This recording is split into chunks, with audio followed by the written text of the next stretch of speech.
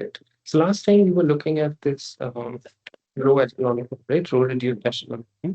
And we wanted to see how one can use this to solve equations, right? So if you have something that is already in the row reduced form, then how do we use that to solve equations or homogeneous systems of equations? Okay, so here R is basically homogeneous. I mean, this entire thing, right? It's a homogeneous system of equations. Is it visible? Is it okay? The handwriting okay? Because I don't think I'll write much now, right? Because most of the things are written. Hopefully they are clear. If it gets too small at some point, please tell. Okay. Okay, so this Rx equal to 0. Once you're in the row echelon form, right? Row reduced echelon form, because this wasn't in the row reduced echelon form. So let's maybe write it in the row reduced echelon form. Minus 5 by 3 0 1.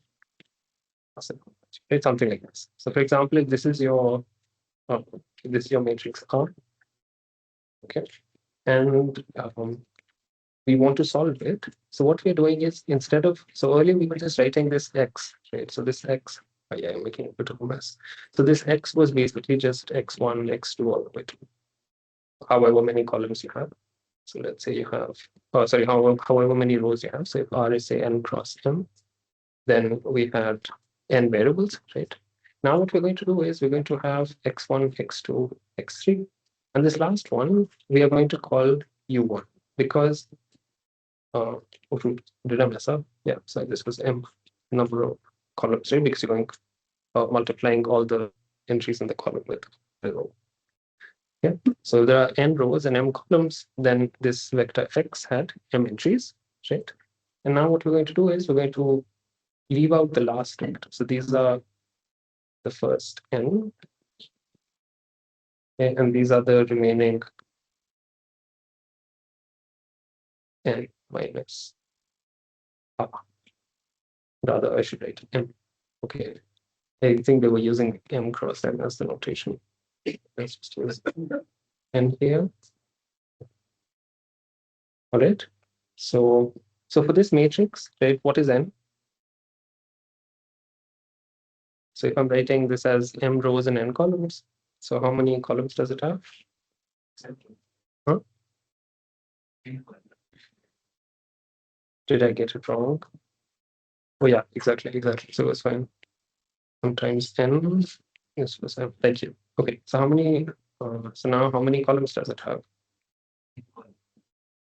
It is, wait, the convention, why are they writing n minus r? That is fine. So n is how much here? So how many columns do we have in this example here? Yes. Okay.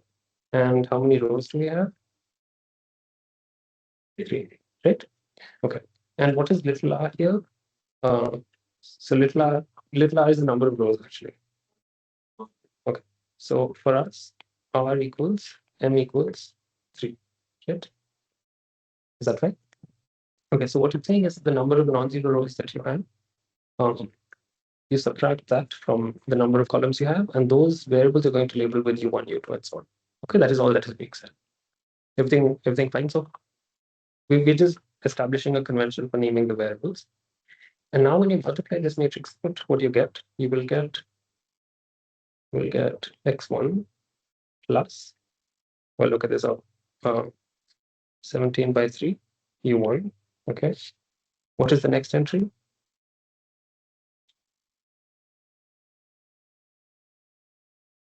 So anyone? You guys know how to do matrix multiplication, right? Okay. So what is the next entry? Is it because you cannot read the handwriting? Maybe it's that. Okay. It's minus 5 by 3, the coefficient. Okay. So what is the next entry? Anyone? Okay, minus 5 by 3 times u1, right? That's the only. Okay. And then for the third one? Fantastic. Okay, so you see, this is basically the set of equation, and they're writing the same thing, but just more generally here. Okay. So that's all we're doing. And we're saying that this has to be 0. Now, the point is that all solutions to the system of equations Rx equal to 0, right? The top, that we saw above, they are obtained by assigning arbitrary values to U. Okay, so here to U, for example, U1, you could assign an arbitrary value, and that would in turn fix the values of x's. Why? Because we wanted this to be 0, right? Making sense? Okay. So you assign arbitrary values to U's, and then using that, you can compute x1 to xk using the formula. So that is all it was saying. Okay, last time it got a little bit confusing because I couldn't write it, but I hope it's clear now. Any questions at this point?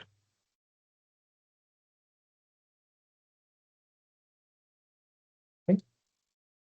Right. So let's move on. So here we are, yeah, this is basically, it's just an example, right, where we're going through the same thing. I worked out an example explicitly. You can look at it in the text. It's just starting with this matrix, which has a slightly more interesting form, right, than the one we took. And it's writing down exactly the variables as we had. So we can fix the U's. Right? So here it has, many more columns than the number of non-zero rows. So therefore you have U1 and U2, right? In our example, we only had one extreme. X1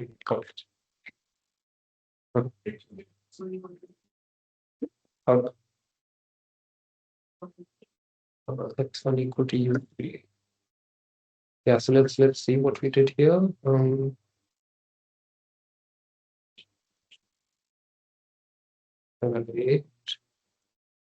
Okay, so we have,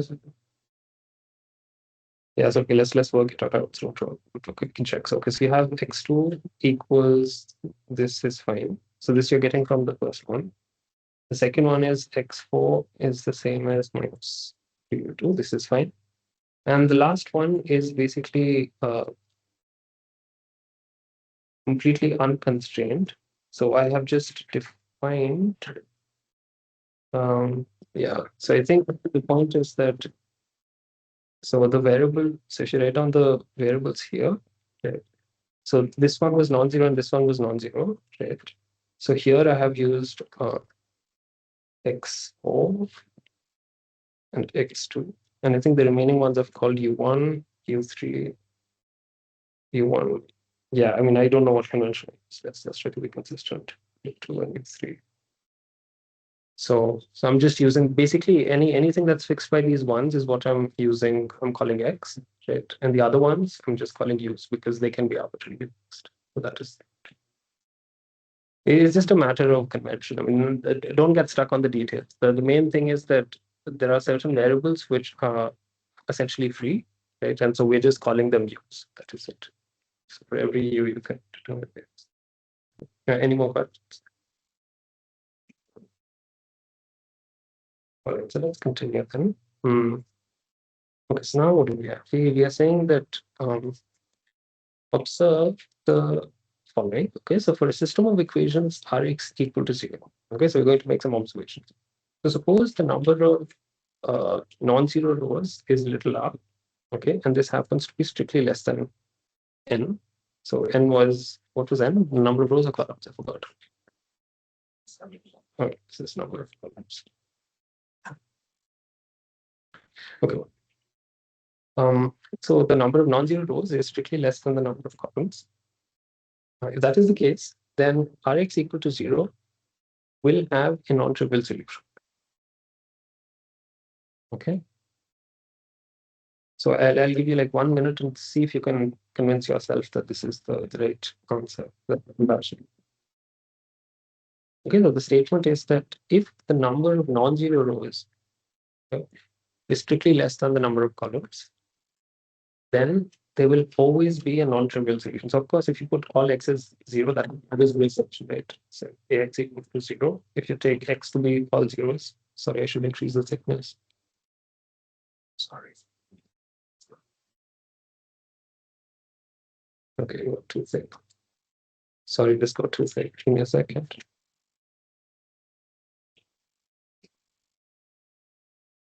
Okay, so if I take capital X to be 0, right, this will always be a solution.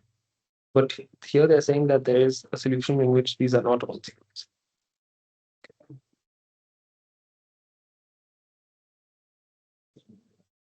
Well, that is just a convention for the variable name. So we don't really have to care too much about the variable naming scheme, but I can still explain what I was doing. Okay, so this is not really crucial to understanding the fact.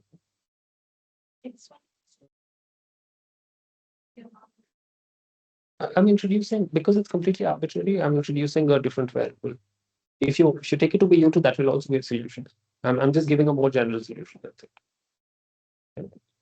And these are just variable names, right? Like, so all I'm saying is that I'm going to call x1 by U3, right? Like, so ordinarily it would be x1, x2, x3, x4, and x5.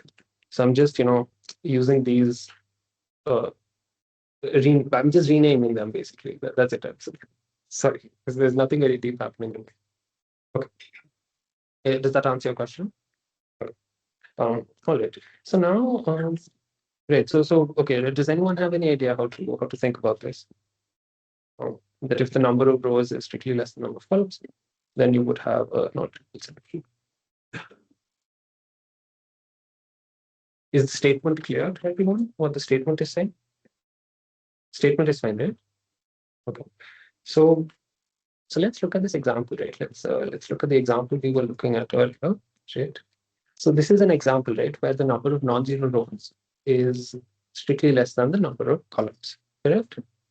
So you would observe here that we ended up with this extra variable, right? This U1. So whenever the number of non-zero rows is strictly less than the number of columns, you would always have such a variable. Okay. And because this variable is not constrained, right? We said that you can take arbitrary values for u and then solve for x's. What that means is that you will have a non-zero element in the final solution, right? And that is exactly what we were saying, that there would be a non-trivial solution. Well, what does it mean to have a non-trivial solution? That in the solution there would be one entry which is non-zero. And here you can take u1 to be arbitrary. You can take it to have any value whatsoever. Is that making sense? Yeah? No? Okay. All right. So it's just formalizing this idea. So how is it formalized? Yeah, it's basically just saying the same thing. And so as in the example above, suppose little r is strictly less than little n, so the non-variable is strictly less than the number of columns, then one can always choose some xj among the little r unknowns, right? Which we are labeling as xk1 to xkr, and one can construct a solution as above. Okay. In which xj is set to be 1. Okay. So suppose xj was that arbitrary variable, right? So this was arbitrary, right? It wasn't constrained by any of the matrices. So using, you had a choice with using this. So for example, you could take xj to be 1, right? And if you take xj to be 1, you can solve these equations in terms of xj equals 1, right? And you will get a solution. So that is what it means, that you can always find a contrast. This is just like an example, right? It's not necessarily that xj not be above the r. Like I could choose it for the r looks to be 1 rather. So for the other variables. Right. Yeah, so all we had to do was so here it says, right, there exists one solution where there are not all zero. So it suffices to demonstrate one solution. That's it. Yeah. But yeah, of course, you could take it to be 2, 3, whatever. It doesn't matter. It's arbitrary. As long as they're not all zeros, that's okay. All right. So using this, we can establish a fundamental fact about a system of homogeneous linear equations, which is the following. So that suppose A is an m cross n matrix, okay, and m is strictly smaller than little n. Then the homogeneous system of linear equations, Ax equals 0, has a non-trivial solution, which is essentially just formally stating what we discussed.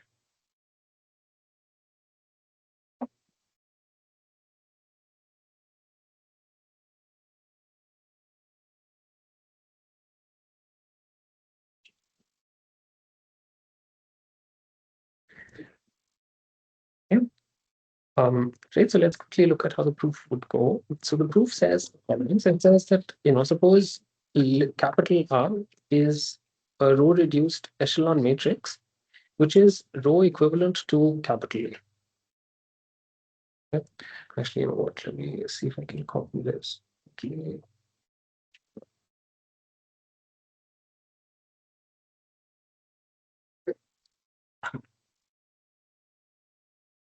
Okay, I'm going to wait. I was just hoping to create like a set of nodes that are not cluttered for you guys, but I guess I'll erase it later. Okay, right. So let R be a set of be the row reduced echelon matrix, which is row equivalent to A, right? And this we proved, right, that so there's a theorem that said that every matrix admits a row echelon reduced matrix. Oh, sorry, whatever, row reduced echelon matrix. Right? This we proved in the last class. Okay, so this step is fine. Okay, any objections? Right. So then the system AX equals 0 and RX equal to 0 have the same solutions. Yeah. And this we proved in theorem 3, right? We said that equivalent systems have the same solution, same set of solutions. So far, so good. Okay. This step is fine. And then it says if little r is the number of rows, right? Then certainly the number of rows is going to be, is the number of non-zero rows.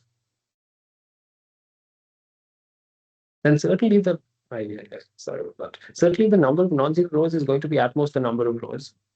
Okay, that's completely trivial. And since we already know that, yeah, can I forgot it. Can you silent your phones? Things I also forgot. Let me see. Okay, today I silenced mine before starting. So okay, and suppose that n is strictly less than n. Okay, so then clearly r is also strictly less than n. Right? Nothing complicated. And now using the remark above, right? So this entire discussion that we had over here, we can deduce that Ax equal to 0 will also have a non-trivial solution because Rx equal to 0 will have the non-trivial solution. And we argued exactly for a question. Is it okay? All right. Okay. So it turns out that one can go a little bit further. So how do we go further? We are going to take A to be an n cross n matrix. Okay. And then we prove that the following two statements are equivalent. The first statement is that A is row equivalent to the n cross n identity matrix. Okay. This statement is equivalent to saying that Ax equal to 0 has only the trivial solution, i.e., the only solution is x equal to 0.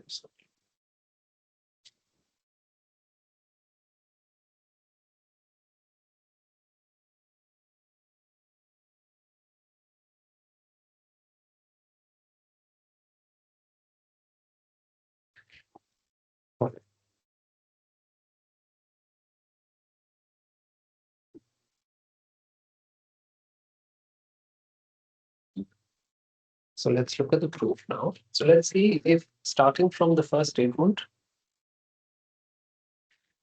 I have limited upper body strength.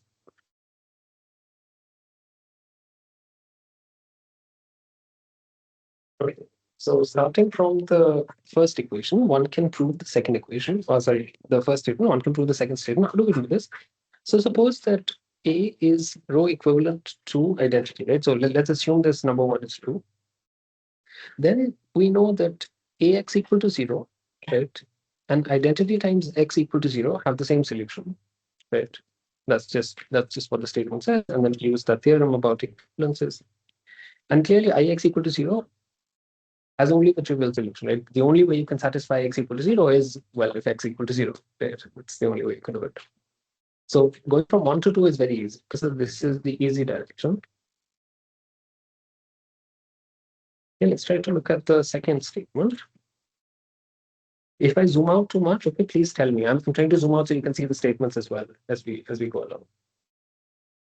Okay, so number 2 implying number 1 would be that Ax equal to 0, only x equal to 0 solution implies A is, say, equivalent to the identity matrix. Okay. All right, so let's see. So now we're going to assume that Ax equal to 0, the only solution it has is x equal to 0. Okay. All right. Now let R be an n cross n row reduced echelon matrix, which is row equivalent to A. Okay, so this we can always do. That is fine.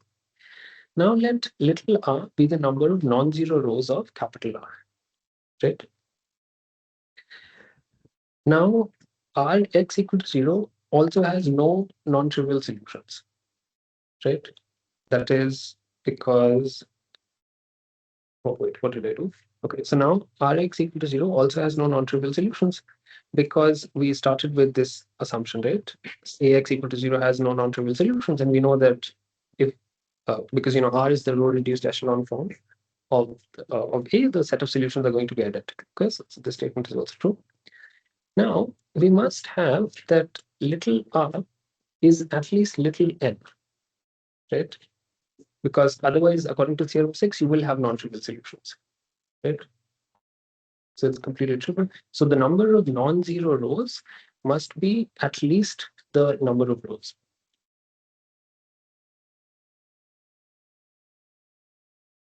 Right? Okay. And further, capital R has n rows, right? So it means that the number of non-zero rows cannot be greater than the number of rows itself, right? Because you're looking at a subset. And so therefore, finally, we get little r has to be little n, right? Okay. Now, capital R has a leading non-zero entry of 1 in each of the n rows, right?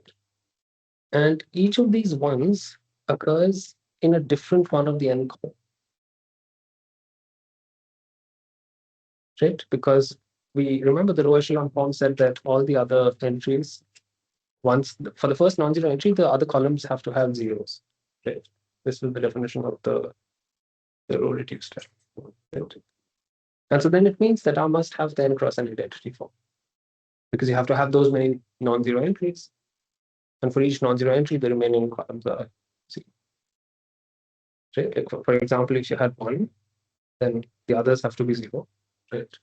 The next thing, if it has say 1 somewhere here, then the other entries have to be 0. You could imagine that maybe there was a 0 over here, but if you put a 0 over here, remember it's the row echelon form, right? So you cannot have leading non-zero entries on this side, and then you would end up running out of space. You'll not be able to add another one. Okay, you can think about it when you go back, but basically all that we are saying is that if it so happens that the number of non-zero entries in a row echelon matrix matches the number of rows, and it is a square matrix, okay, then it has to be identity. Okay, so let me say it again.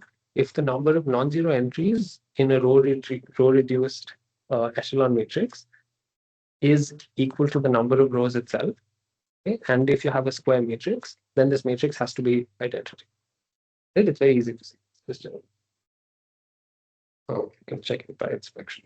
Okay. Is it clear? Okay. Make sense? Okay. So let's continue then. So far we have focused on homogeneous equations, right? The question is, what can we say about non-homogeneous equations, right? It's a fairly natural question.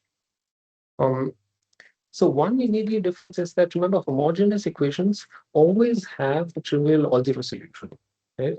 Because you're trying to solve Ax equal to 0, and you can always set x equal to all, x is all 0, then this will be a solution. That's not always the case for non-homogeneous equations, right? So for example, if you have x equal to y, well, it's not clear, right? If you put x equal to 0, you will not necessarily get y. Depends on what. Okay. So let's see how we can tackle this. So for doing this, we will introduce some notation here. So we're going to introduce what is called an augmented matrix. So let us start by considering Ax equals y. Okay? And here we call A prime an m times n plus 1 matrix. Oh, sorry. Here we call A prime, which is going to be an m times n plus 1 matrix, an augmented matrix of the system. And it is basically given by a matrix in which the first n columns, right, are exactly those of A, okay? And the last column is just the matrix volume. Okay? So this is just the definition. So whenever you have a system Ax equals y, A prime is just going to be the matrix A augmented with the column y. That's it. Yes, we haven't said anything new here. But let's continue. Right. So now suppose that we perform a sequence of elementary row operations on the matrix and arrive at a row reduced echelon matrix capital R. So we've done this many times, so this should be completely okay. Now, if the same sequence of operations, okay, so you applied some operations here, so you performed a sequence of operations. So if you apply the same sequence of operations on A prime, okay, you will arrive at a matrix R prime in which the first n columns are exactly the same as capital R, okay, and the last column is going to contain a bunch of scalars. Okay, so let me say it in a bit slightly clearly maybe. So A prime is A, and you have some y, right? And we remember that we could apply some elementary row operations. So elementary row operations, say E1, E2, and so on, right? Okay. On A, right? To obtain capital R, which is in the row reduced echelon form.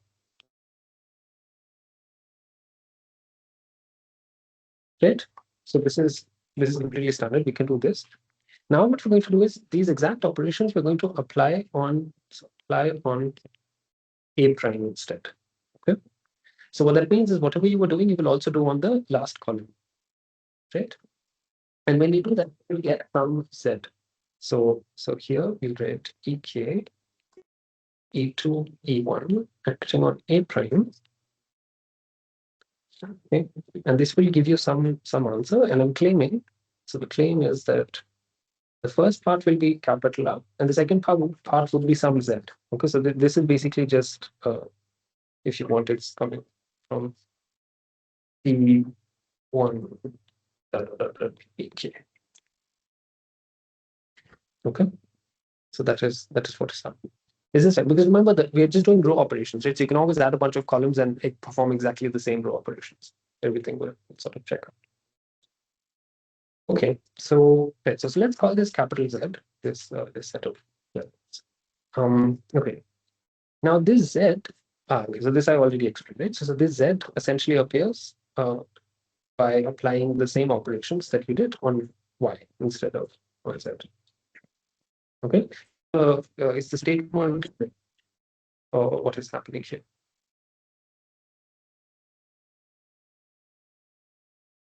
Yeah. Okay. Okay.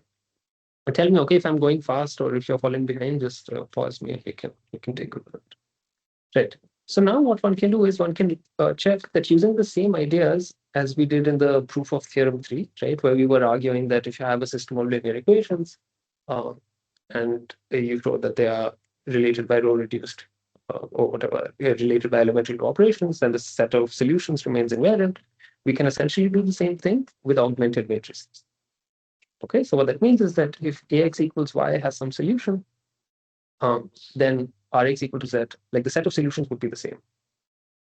Exactly for the same reason, that it's just a linear combination of the solutions of the other. Okay, so this is fine.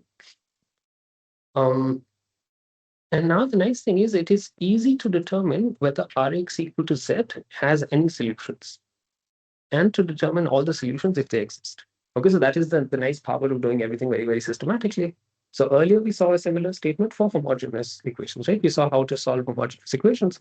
Now we are claiming that you can also solve non-homogeneous equations once you bring it to the row reduced echelon form. Okay. So I'll give you just a minute to think about how you might try to approach this, and then we'll look at the solution.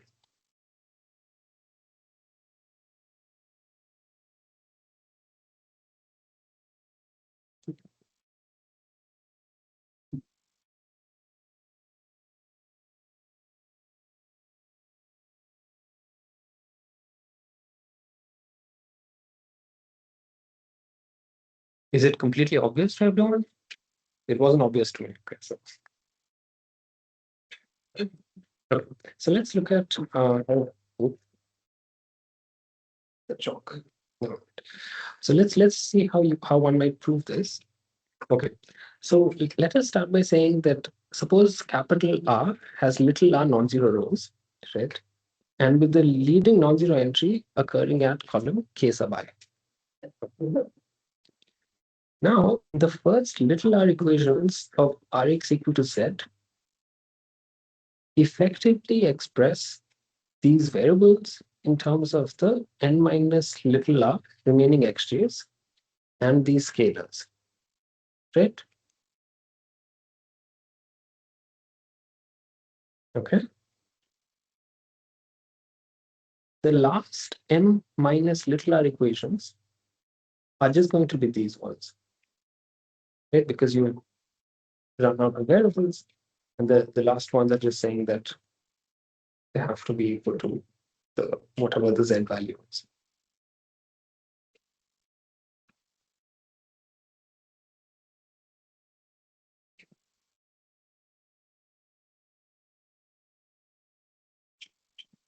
Is that okay?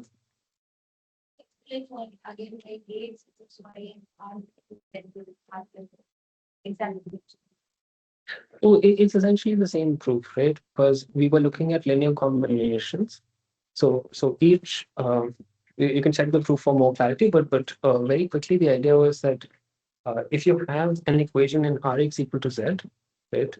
Because you got here by applying elementary row operations, any equation here is just a linear combination of equations on the left side. So if this is satisfied, any linear combination of that will also be satisfied.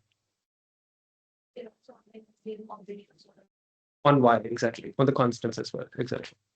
So, right? So it's the same reasoning. You will see that proof, if you remove the fact that it's equal to 0, it still goes through. As long as you're applying the same operations also on the constants. Exactly. Okay. All right. And these last m minus r equations are going to be this. Why is that? So why is that?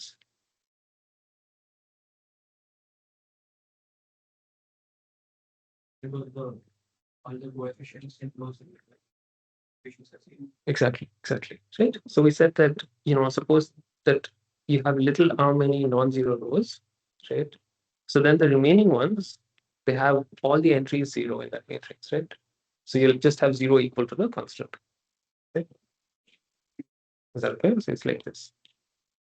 So, you have a bunch of zeros, say for example, and you had some variables, right? So it could be x1 all the way to m, and this thing has to be equal to z1 to zm. So these last ones, right, will have they will not contribute. So this part will become 0, and you will have this is equal to whatever zr plus 1 all the way to zm. Right? Is that good?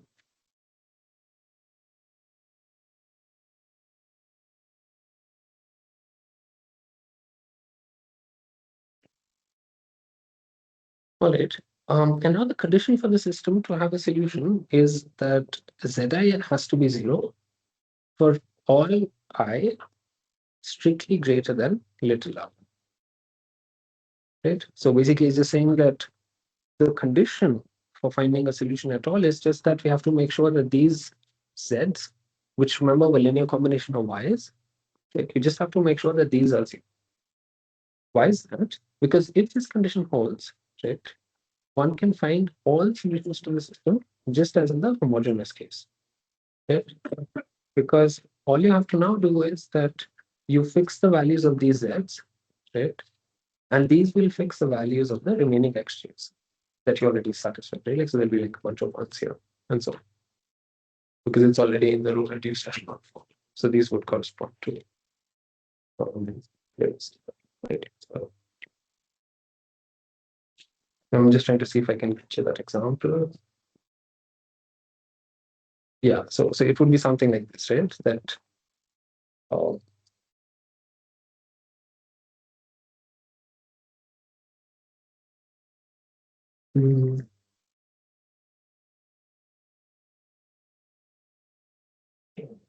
yeah, maybe this is not the best example. Yeah, okay, let me just create one for you. Or maybe they have an example of yours. Let me check. There is an example below. Sorry. Okay, so we look at the example. Okay. So the general statement is just saying that you apply, these z's. You just have to make sure that these are 0, And then afterwards, you have already these equations. You have equations for xk's in terms of the remaining scalars, right? And the remaining n minus xj's. Okay.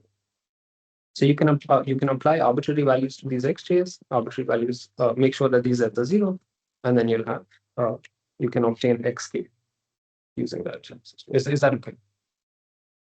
No, don't seem convinced. Okay, let's look at an example. I think an example would help. Right. So suppose that we have this, right? So this is the no, tell me. Yes. R is less than n, right? If R is greater than n,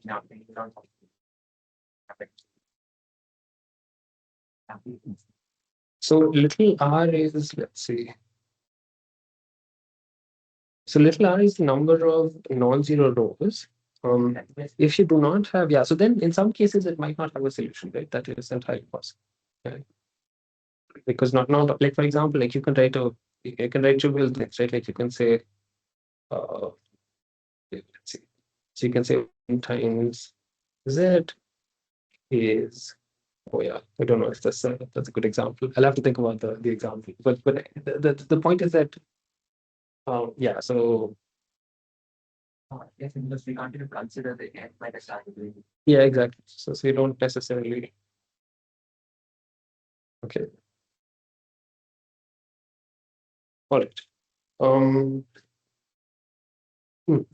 It's the number of I think that was the number of columns. No, do I always get this wrong? Okay, let's see. Let's see what convention do we use. M should be the number of. Yeah, no, M is the number of rows. Yeah, you're right. So M is number of rows. Yes. So what was the question?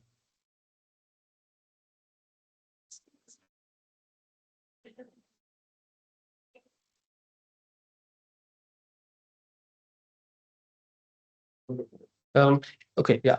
Let's look at an example, and hopefully the M's and the R's will become a little bit more clear. Okay. So hopefully that would address. Yeah, we're not clear. Exactly. Okay. Right. So let's look at example 9. So example 9 says the following. So you have your matrix is this capital A. Yes, it's 1 minus 2, 1, 2, 1, 1. And suppose that we wish to solve the system of equations ax equal to y for some y's. Let us perform a sequence of operations on this augmented matrix, which basically gives you a row reduced matrix, right? So that's the standard thing to do. So let's start. So we have, we want to make these elements 0, right? So we can subtract the first row scaled by 2 from the second. So we get this matrix. Okay. So this step is the step okay? Right? All I did is I multiplied the first row by 2 and subtracted it from the second row. Okay. Is that fine? Okay. Okay, and then what are we doing in step 2? So here, what are we doing here? Anyone?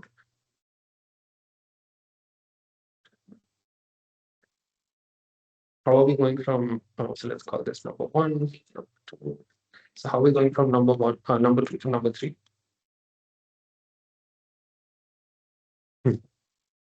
So we're subtracting the second row from the third row. And that's it. Is that okay? All right. All right. And then what is happening from step 3 to step 4?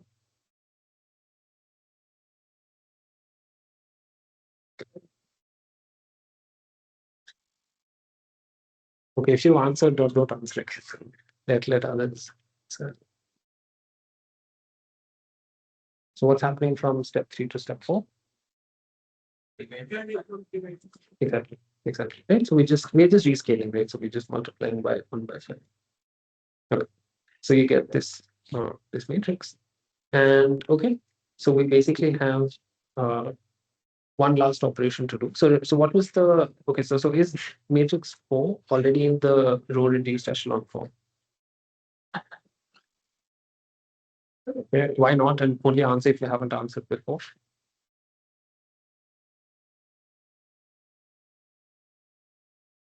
So the question is number 4 is number 4 in the row reduced echelon form?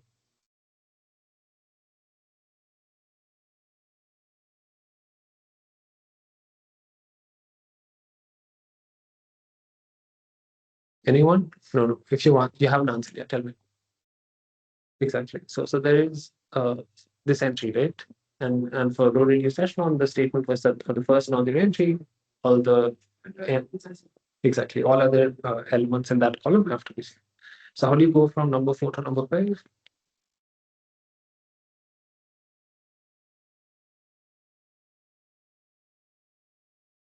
Number 4 to number 5. Exactly. Exactly. Fantastic. Right. So we are just taking linear combinations. And so note that you're applying all those same operations also to the last column, right? So this is how you end up with this. Okay. So now let's see what we were trying to say earlier. So the condition that ax equal to y has a solution is therefore going to be given by what? So remember, this was what you were saying, right? That the zero, so the rows that are 0, right?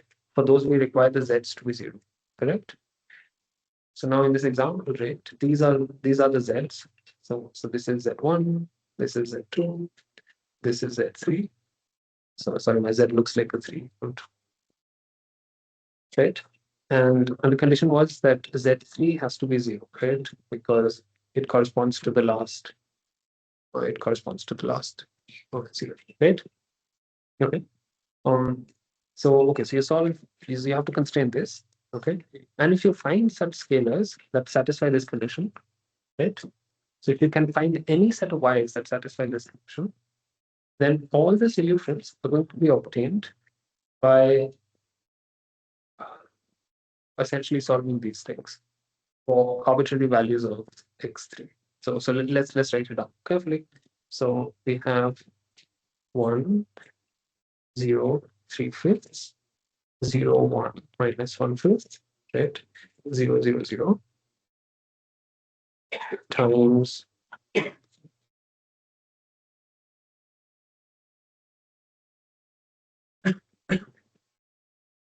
times x1, x2, x3, right? This has to be equal to z1, z2, z2. Correct? Now what we are saying is that when you write it out, so let's write down the last row. So the last row would be 0 equals z3, right? Second last would be x1 minus 1 by x2, and the first one would be x1 plus x3, x2, x3, right? And the last one would be 3/5 x3, okay? Equal to what? Oh shoot. Yeah, let's just change it down. So it's equal to z1, z2, z3. Is that fine? I just did matrix multiplication, right? I've not done anything. This was the convention we were following for writing system multiplication. So I've done this. Now the point is that we already assume that the y's are such that z3 is 0, right? This is what we were calling z, correct? So we already said, suppose that your given scalars yi is such that z3 is satisfied, right? So this condition is true. This part is true. Okay. The y's will also specify z1 and z3, right? Because z's are just linear combinations of y's, correct? So whatever solution you got for satisfying z3, you can use to obtain values for z1 and z2. Is this okay? Right? Okay. And now what we're going to do is now observe that this x3, right, which corresponded to the row in which everything was 0. Okay? So this x3 I can choose arbitrarily, because regardless of what value I choose, z1 and z2 are fixed. Suppose I take x3 to be c, okay, then I can obtain x1 and x2 because they're all different variables, I can just set x1 to be z1 minus 3/5 x3. So, okay. So that is all that we were saying. So more abstractly, we were saying that the last, these last z's you can choose arbitrarily. These last variables you can choose arbitrarily. Okay. And then any y's that satisfy this last condition will also fix these z's, right? And then using that, you can determine the values of all these x1s that corresponded to non-zero. You could have stopped at step 4 itself. Different equations. Not finding this. We could have stopped at step 4. Yeah, sure. The whole point is to make it much more systematic so that in the end, we don't have. Okay, so let me say where it's used in the argument, right? So in the argument that I was making, I was saying that you can choose x3 to be arbitrary, right? And why I would say that x3 is arbitrary is because I know that in all the equations, there would be only one variable and it will not appear in any other equation. So it very cleanly allows me to argue that I can satisfy each equation. If you had then you'll have linear combinations again, and then it makes sense. Any more questions? All right. Okay, so the statement that we wanted to prove was this. Okay, that it's basically a procedure. So it's a procedure that tells you how to find the solutions, and I think the theorem is the theorem straightforward.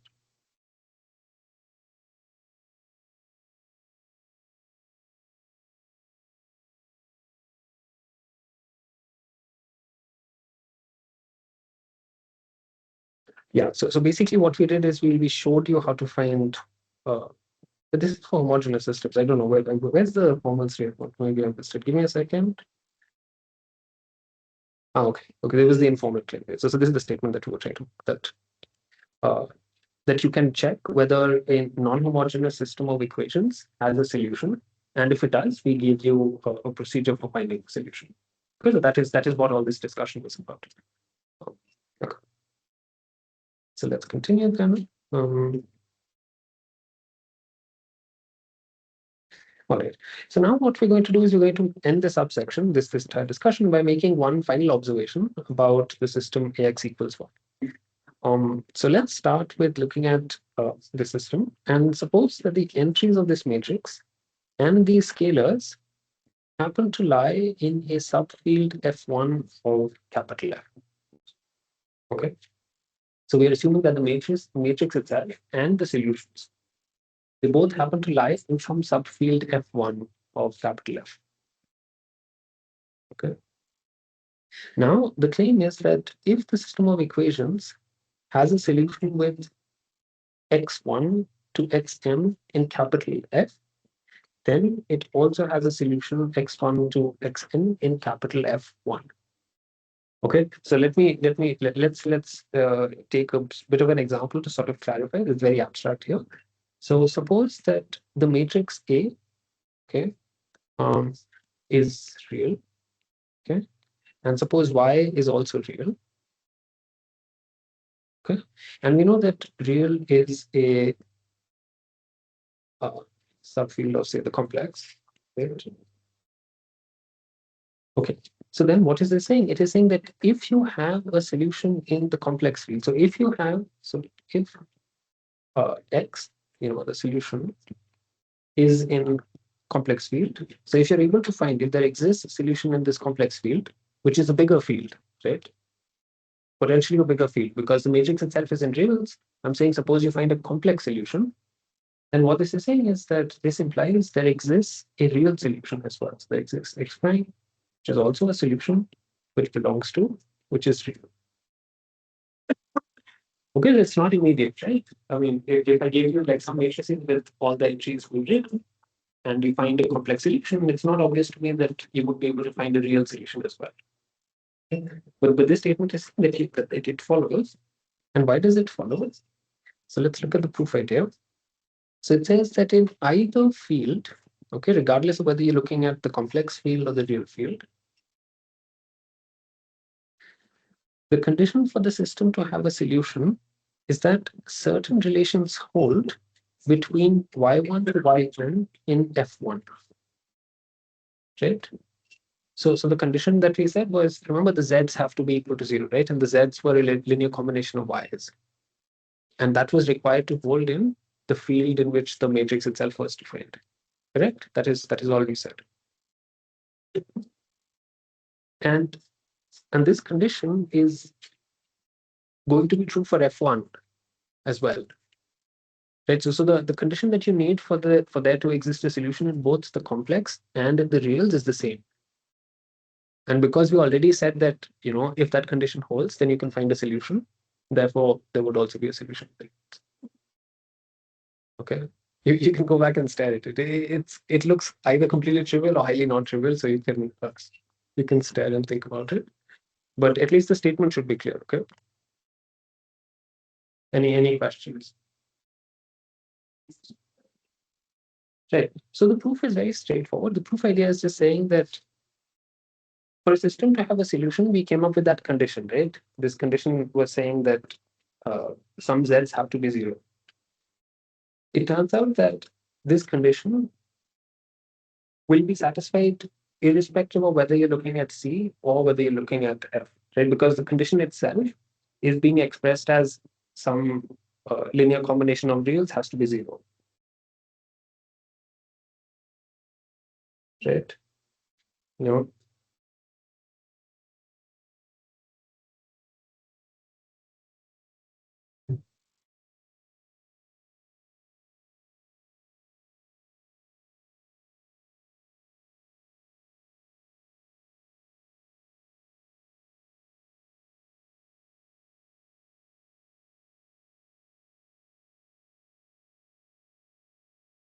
I don't know how we could do much to do this. Okay, so maybe one way of saying it is the following. So a system has a solution if and only if, right? It is the case that certain conditions are satisfied. Right? So solution is equivalent to a condition on sets in F1.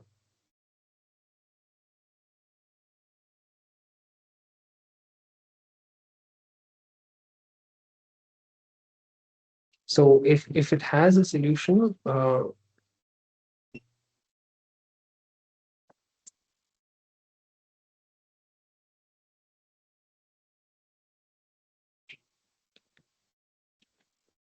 yeah, I don't know how to explain. I mean, it is what it's saying. It is just saying that if you like if these y's are in a subfield of F1, right? If you take linear combinations and so on, it will not go outside the field, right? Because that's the definition of a field. Right. So if you want to say that it's equal to some z, like some linear combination is satisfied, the solution is also going to be in F1. Right? So, and then if the solution is already in F1, if the solution is already in F1, right, then this condition is exactly the same as the entire system having a solution in F1.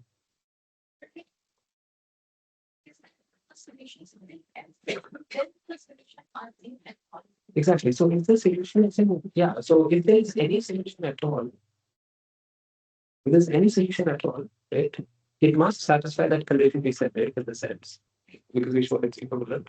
And it turns out that for the condition to satisfy, even though you're allowed to be in a bigger field, right, when you take linear combinations of y's, which are already in F1, the result will still be in F1, right?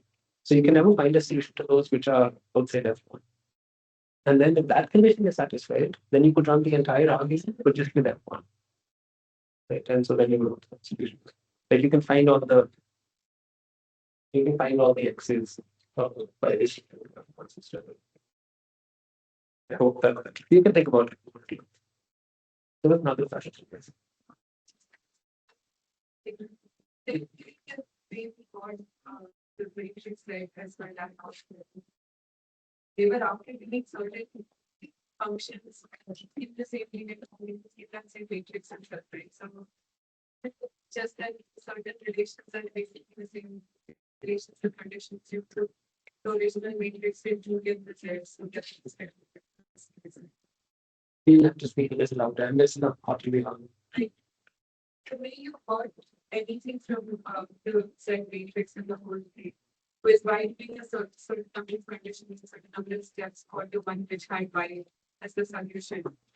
Right? So aren't those just certain relations which we're talking about?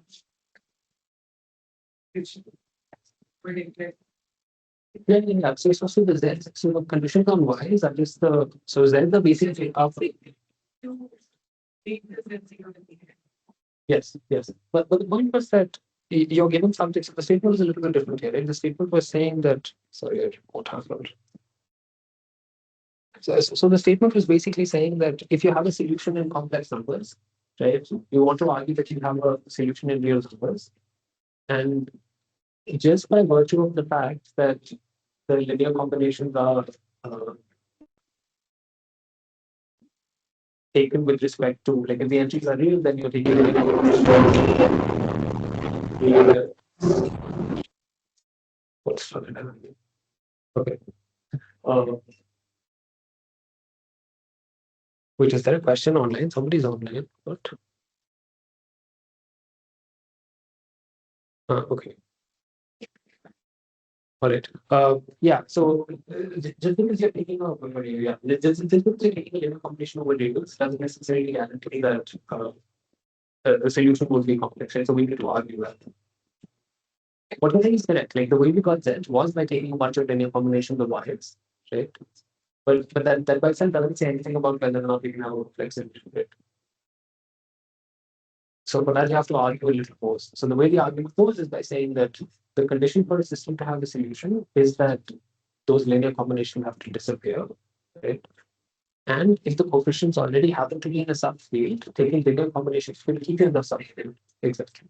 And so then you could run the exact argument by saying, okay, so if I start with a subfield and I ask whether you can have a solution in the subfield or not, you will get exactly the same condition. But you already know that condition is satisfied. Any more questions? So sorry, that was like a little bit of a digression. It was a small point, but it was a bit sound.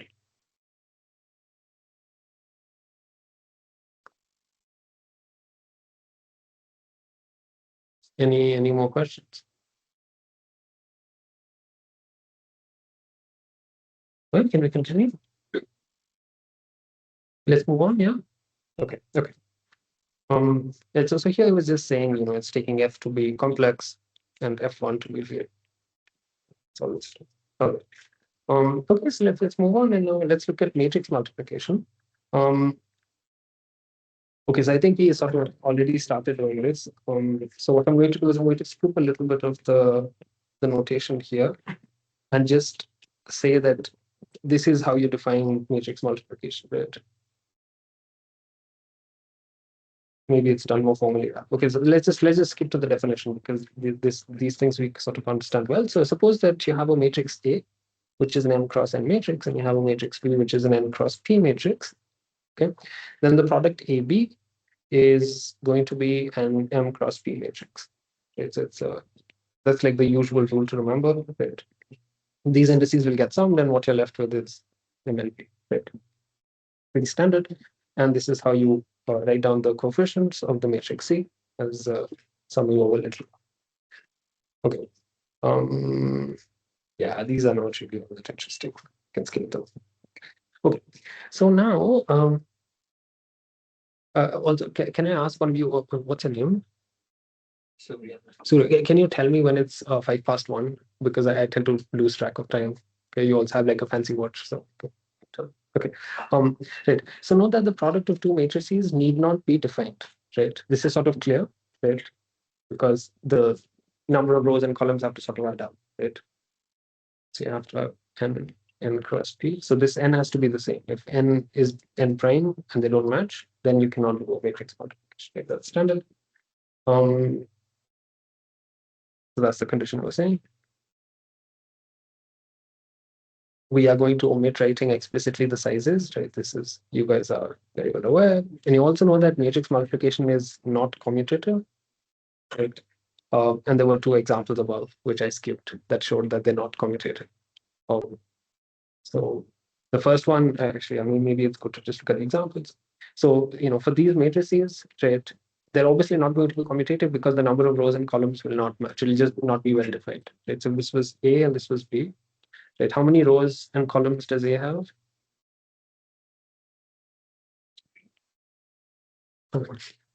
2 cross 2, right? Okay, and what about B?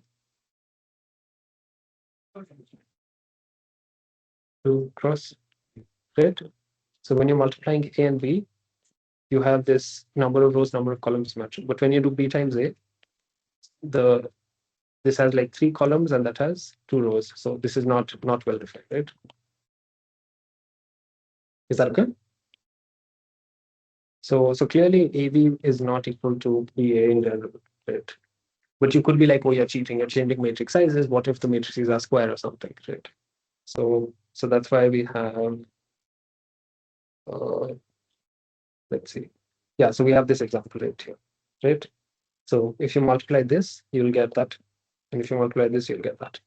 So in one case, it's picking, let's see, it's picking the row, right? It's picking the second row. And in this case, I guess it's picking the first column. Okay, so it's not commutative. Is that okay? So AB is not equal to BA, even when matrices are square.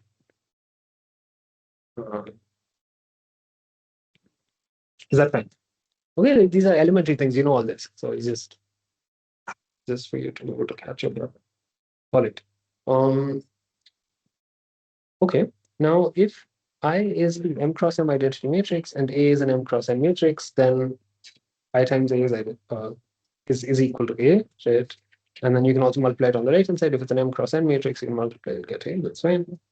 If it's a 0 matrix and you multiply on the left, you will get, oh, this I didn't pay attention to. What is this? Yeah, okay. So if you multiply by, this smaller matrix to A, with A, you will get the resulting matrix. It's just 0, it's fine. You can figure it out. Okay.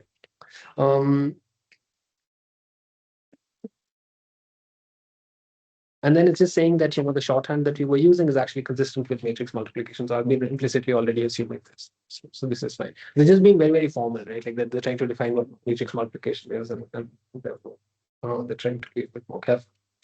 But for us, it's fine. Okay.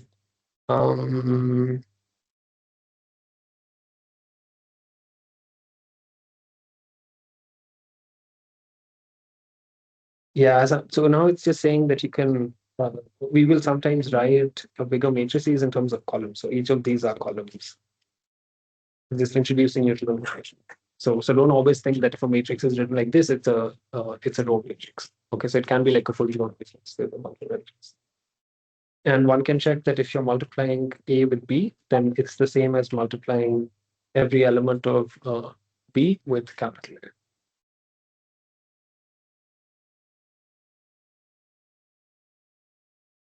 Okay.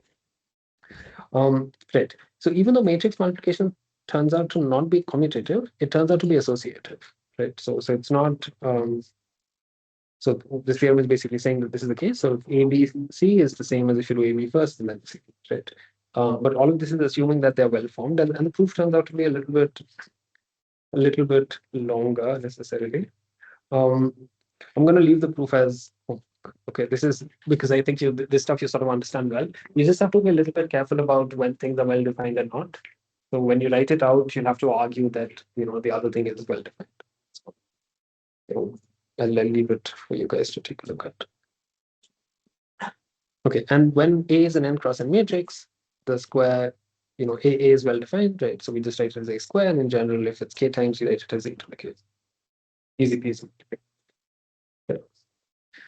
All right, so now we fix a matrix B, and suppose that C is obtained from B using elementary row operations. Okay. That is, so basically what it means is that each row of C in particular would be a linear combination of, each row of C is going to be a linear combination of rows of B. And so therefore there is a matrix A, right, such that AB equals C, right? Because A is just writing the linear combinations. Is that okay? So all this is saying is that if you have a matrix C that you obtained by taking linear combinations of B, then there exists an A such that A times B is C.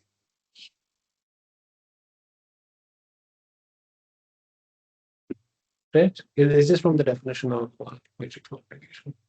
Okay, it doesn't, not everyone is nodding because I'll give it as practice question.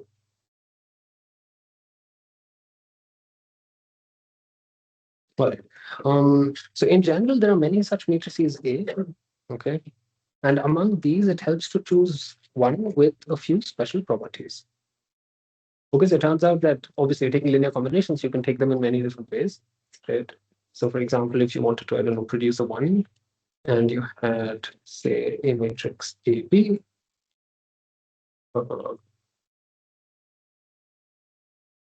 Let's do this. Suppose you have AB, right? And this you want it to be equal to 1. Now, there are many linear combinations of this A and B that you could potentially take that would give you the result that you want, right? So one example is you do A by 2, B by 2.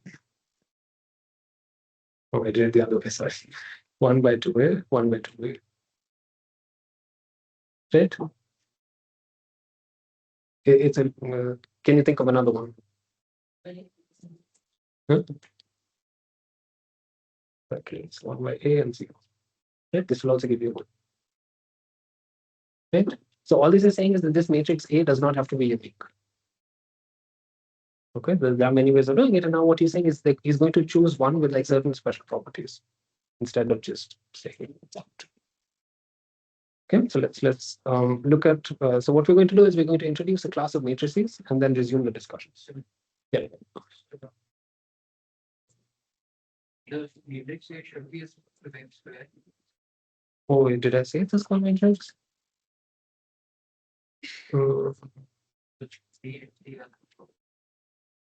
Yeah. No, you're right. You're right. And the example. You're right. It's not a valid example. That's a good catch. Yeah. But okay. I was just trying to illustrate that you could have multiple things. I guess you can also construct it for the square. And I don't want to do it live. It'll take like a few minutes. But that's a good point. Okay, so the point was, wait, what was the name again? Manan. So Manan is not happy with the example. He says that bad example because matrix is not row equivalent.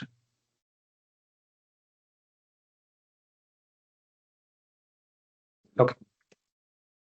Is that good? Okay, so let's continue then. And that is a good point actually.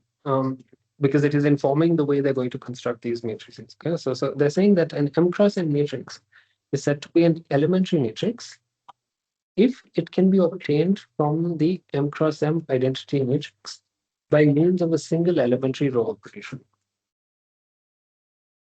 Okay, so you start from the identity matrix, okay, and you apply some elementary row operation, and the result that you get is what we are calling, this thing is what we call an elementary matrix.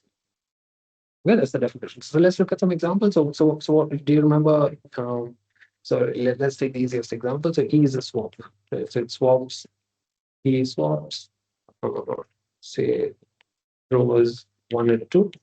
Okay. So what would the result be?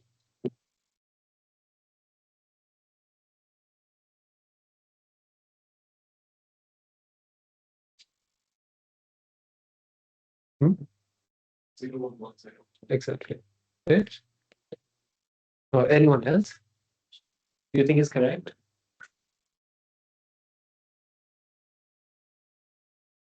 Is the question clear? So the question is that you apply this elementary operation. This elementary operation is going to swap rows 1 and 2, right? And I'm asking you, what happens if you apply this operation on the identity matrix? What is the result that you get? Anybody who hasn't answered before?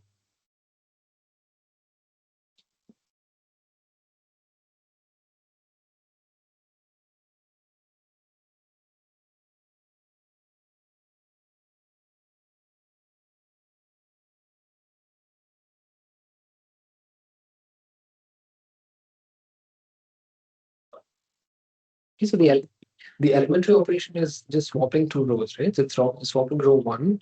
So this is row 1. So row 2. What happens when you swap them? What is the matrix you get? Right.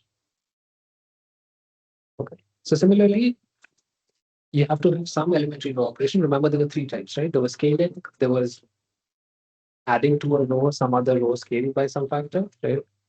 And then the third was just swapping, right? So these are the matrices that you generate, and these are called elementary matrices. So here are some examples. I'll let you look at it for a moment, and then I'll move on.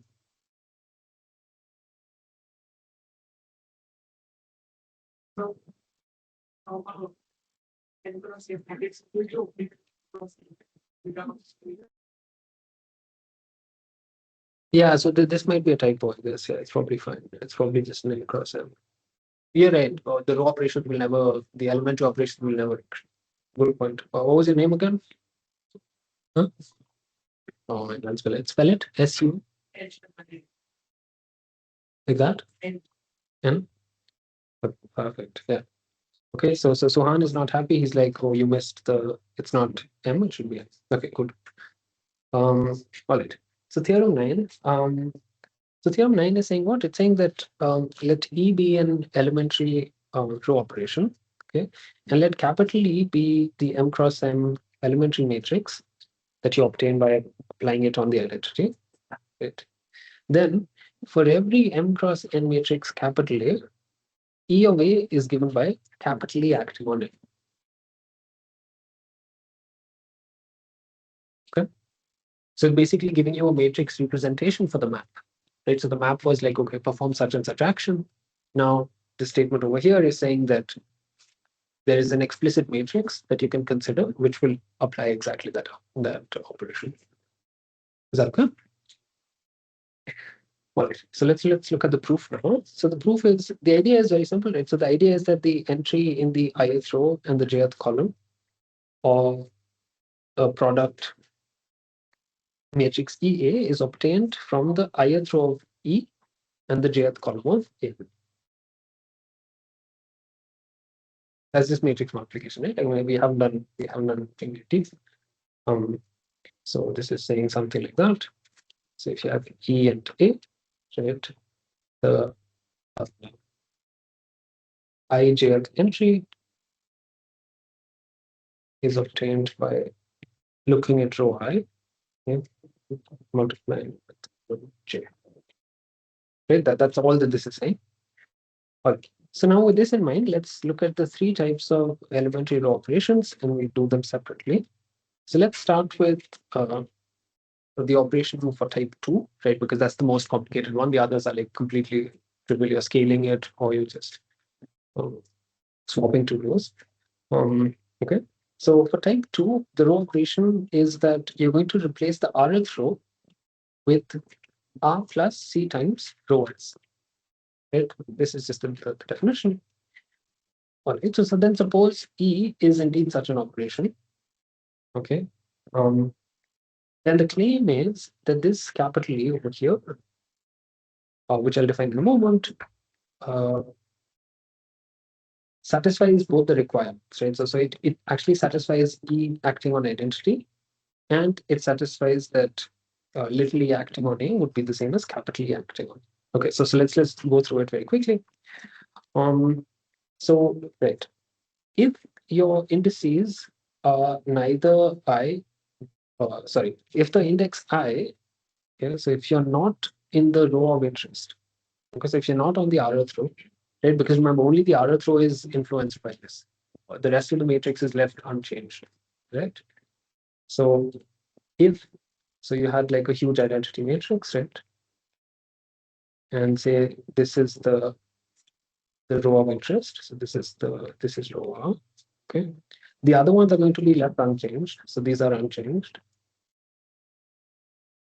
unchanged, right? And that's exactly what this thing is capturing. It's saying that if the row is different from little r, you keep it to be the Kronecker delta, correct? And if the row matches, if the row happens to be little r, then you keep what you had, right, which was this object identity, plus you add C times delta SK.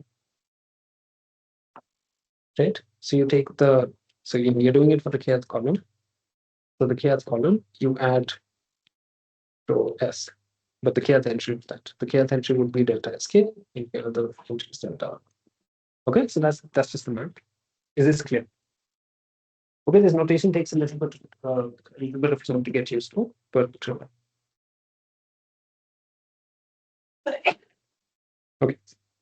All right. And now that we have the definition for EIK, right, by applying the map on the